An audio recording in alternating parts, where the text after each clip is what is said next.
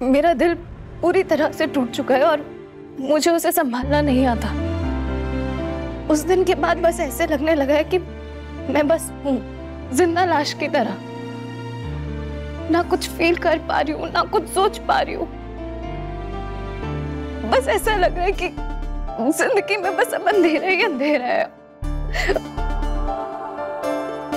ऐसा नहीं है।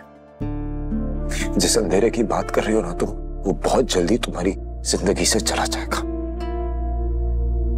और तुम्हारी जिंदगी में रोशनी वापस आएगी। आदिति, मैं लेकर आऊंगा। I promise you।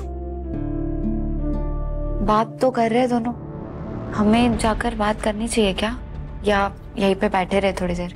मुझे ना थोड़ी टेंशन हो रही है। आई थिंक हम उन्हें बात करने देते हैं और हम हाई हेलो करके निकल जाते हैं। चलो हम मिलके ना कोलकाता के बेस्ट थेरेपिस्ट के पास जाएंगे, काउंसलिंग लेंगे, सब कुछ करेंगे।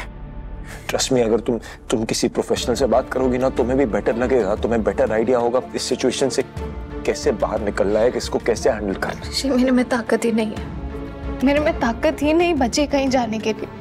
आज भी यहाँ मैं फ्रेंड्स के फोर्स करने पे आई हूँ और मेरे में हिम्मत नहीं है। ऋषि प्लीज। ओके लिसन, थोड़ी देर ना कुछ बात ही नहीं करता। तुम्हारे में हिम्मत नहीं है ना तो हम बात ही नहीं करेंगे।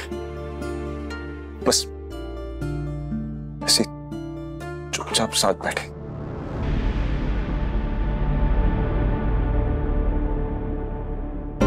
रिद्धि, भावना, क्यों किया ये? अदिति, जरूरी था। आई नो तुम शायद इसके बाद हमसे बात भी नहीं करोगी, पर तुम दोनों का मिलना जरूरी था यार। और आगे होगा तो वही जो तुम दोनों के लाइफ में लिखा हुआ है। और हमें ये लगता है कि तुम लोग डेफिनेटली कोई ना कोई सोल्यूशन तो निकाल ही सकते हो, क्योंकि तुम लोग एक दूसरे से सच्चा प्यार करते हो। एंड आई डोंट थिंक ऋषि ने कुछ गलत किया है। तो तू जो भी डिसीजन लेगी प्लीज सोच समझ कर लेना दीदी। है तुझे बुखार? हम तो पहले ही बोले थे कि ई हमें कुछ सही ना लग रही। हमको तो कल से ही लग रहा था इसका चेहरा मुरझाया हुआ सा है, ढली ढली लग रही है।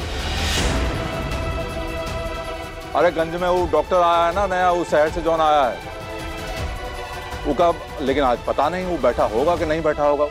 वो खबर पहुंचा वो तक? हाँ जी भैया। बाबूजी, हाँ अब हमको जल्दी से इका डॉक्टर को दिखाना होगा। अब ऐसे तबीयत ना खराब होने दे सकते हम इसकी। हमारी बेटी तो रही नहीं, और ई के ससुराल वाले क्या बोलेंगे कि हमारी बहू की ई हालत कर दिया तुम लोग। पराशर, तुम जल्दी जाके डॉक्टर को बुलाओ ना।